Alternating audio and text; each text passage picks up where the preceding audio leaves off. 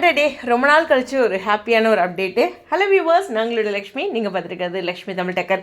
உண்மையுமே சொல்லணுன்னா எல்டிடியாக இருக்கட்டும், தமிழ் டக்கராக இருக்கட்டும், செம்பருத்தி உயிர் கொடுத்து பேசிகிட்டு இருந்த ஒரு விஷயம்.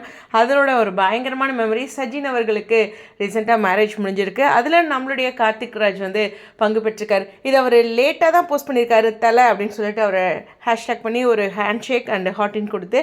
பட் சஜின் அவர்கள் எந்த அளவுக்கு கார்த்திக் ராஜோட ஃபேன் அப்படிங்கிறது நமக்கு தெரியும். அவ்வளோ ஒரு விரும்பி இந்த பதிவை அவரும் போட்டிருக்காரு. அது மட்டும் கிடையாது, நிறைய காலகட்டங்களில் அந்த ஃபேன்ஸோட இணைஞ்சு நிறைய விஷயங்கள் அவர் ஷேர் பண்ணியிருந்தார். அது மட்டும் இல்லை, அவரோட பர்த்டேவாக இருக்கட்டும், அதாவது எடிட்டிங்லேயும் வேறு லெவல் பண்ணியிருந்தார். செம்பருத்தி டேஸ்லாம் அவ்வளோ அவரோட பியூட்டிஃபுல்லான எடிட்டிங், அந்த பேக்ரவுண்ட், அந்த சுச்சுவேஷனுக்கு தகுந்த மாதிரி சாங்ஸ் அப்படிங்கிறது நான் அதிகமாக ரிவ்யூவில் பேசினதில் சஜின் அவருடைய எடிட்டிங் தான் சொல்லணும். ஸோ அந்த மாதிரி ஒரு தரமான சம்பவம் பண்ணியிருந்தாங்க. ஸோ அவருக்கு கண்டிப்பாக ஒரு பெரிய வாழ்த்துக்கள்.